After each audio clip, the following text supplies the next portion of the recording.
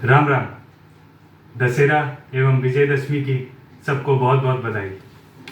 आज असत्य पे सत्य की, अधर्म पे धर्म की, बुराई पे अच्छाई की और रावण जैसे राक्षस पे मर्यादा पुरुषोत्तम राम के विजय का दिन है। और इसी के साथ मैं अपने प्रभु श्री राम और हनुमान जी महाराज के आशीर्वाद से आज एक नीति, एक मुहिम, एक यात्रा, एक जत्न, एक प्रयत्न शुरू करने जा रहा हूँ, जिसमें आप सबका साथ और सहभागिता की ज़रूरत है। आज हर कहीं सुनने और देखने मिल रहा है कि देश, हिंदू राष्ट्र, धर्म जाग चुका है। पर ये सुन के मुझे बड़ा दुख होता है, क्योंकि अगर सच में धर्म जाग चुका होता तो सड़कों, नालों पे देवी देवताओं की तस्वीर नहीं होती। यहाँ थूकना मना है कि पोस्टर के जगह विष्णु और ब्रह्मा नहीं होते। और तो और यहाँ पेशाब करना मना है कि जगह हनुमान जी, राम जी, पूरा सिख परिवार नहीं होता। ओम नमः शिवाय। क्या सचमुच धर्म जाग चुका है? और फिर भी अगर आपको लगता है कि धर्म जाग चुका है और ये तस्वीरें यहाँ होनी चाहिए, तो बेशक मैं गलत हूं। तो इसी के खिलाफ ये धर्म नीति यात्रा, इसी के बदलाव के लिए। और अगर धर्म जाग चुका है तो टिकट लगा के क्या भगवान के दर्शन होते साहब? अभी कुछ दिनों पहले मैं कामाख्या धाम यात्रा गया था। मेरे साथ मेरे 4 साल की भतीजी थी। वहाँ लंबी लाइन देख के उसने मुझे पूछा, चाचू ये लाइन किस चीज़ की है? मैंने कहा टिकट की लाइन है। तो वो खुश होके बोली, मुझे भी शो देखना है। मुझे ये टिकट हमेशा से खटता था, पर जब उस छोटी सी बच्ची के सामने मैं निरुत्तर हो गया, तब मुझे लगा ये धर्म नीति यात्रा, ये मुहिम, ये जरूरी है। असली धर्म को जगाना जरूरी है। जी हाँ, असली धर्म। किसी दूसरे धर्म या मजहब को नीचा दिखाना असली धर्म नहीं है। असली धर्म है अपने देवी देवताओं का सम्मान करना।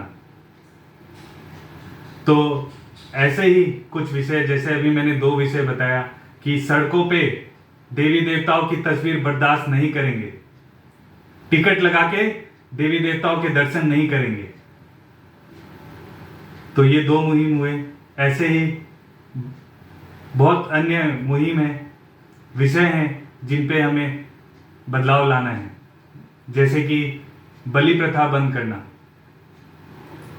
भगवान पे पैसे फेंकना बंद करना। जी हाँ, मैं उसे फेंकना कहूंगा, क्योंकि चढ़ाया आदर और भाव से जाता है। यूं दूर से पैसे फेंकने को फेंकना कहते हैं। मंदिरों में दान पेटी नहीं होनी चाहिए, और अगर कोई रखे भी तो उसे भेंट पात्र लिखा जाना चाहिए। इस राष्ट्र में अनेक धर्म गुरु हैं, तो क्यों किसी ने इन पहलों पे अपना पक्ष नहीं रखा? क्यों किसी ने इस पे कुछ काम नहीं किया? क्यों उनके होते हुए भी हम पीढ़ी दर पीढ़ी अपने धर्म से दूर होते जा रहे हैं? हर साल अनेक मूर्ति सड़कों पे, चौराहों पे, पेड़ पे क्यों छोड़े जाते हैं? हर वर्ष विश्वकर्मा पूजा, सरस्वती पूजा और अनेक पूजा के बाद पुराने साल की मूर्ति सड़कों पे बर्दाश्त नहीं करेंगे। अभी हाल ही में पूरे देश ने दुर्गा पूजा का उत्सव मनाया, पर बहुत सारे पंडालों में मैंने सुना ऐसे ऐसे गाने बज रहे थे जिनको सुन के दिल टूट जाता है और खून खौल जाता है। गाने थे, मुझको पीना है पीने दो, 4 बोतल वोडका काम मेरा रोज का, कजरा रे कजरा रे। क्या ऐसे गाने दुर्गा माँ के पंडाल को शोभा देती है? और अगर हिंदू जागे हुए हैं तो उनको ऐसे गाने सुनने पंडालों में शोभा देते हैं? तो ये कुछ विषय मैंने आज आपसे चर्चा की। ऐसे अनेक विषय हैं जो एक साथ शेयर करना मुमकिन नहीं है। मैंने आज अपने इस धर्म नीति यात्रा का, आज विजयदशमी के पर्व पे एक छोटा सा ब्यौरा दिया, एक सार बताया, मकसद बताया। तो अगर मुझे पता है मेरे जैसे अनेक भक्त हैं जिनको इन विषयों से पीड़ा है, जिनको दर्द है, तो मैं चाहता हूं हम सब मिलके इस पे बदलाव लाएं, इस पे काम करें। क्योंकि धर्म नीति इस मुहिम का मकसद केवल उंगली उठाना नहीं है, जो गलत है उसको सुलझाना भी है। तो मेरा आप सबसे हाथ जोड़ के अनुरोध है, कृपया ईमेल के द्वारा, मैसेज के द्वारा या कमेंट के द्वारा आप बताएं कि हमें अब किस मुहिम से आगे शुरुआत करनी है।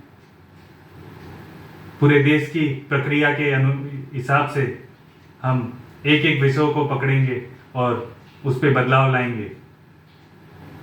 क्योंकि एक बार पुनः इस सुनहरे देश को, इस सुनहरे देश में धर्म की ज्योत जलाएंगे और उस दिन असली विजय पर्व विजयदशमी मनाएंगे।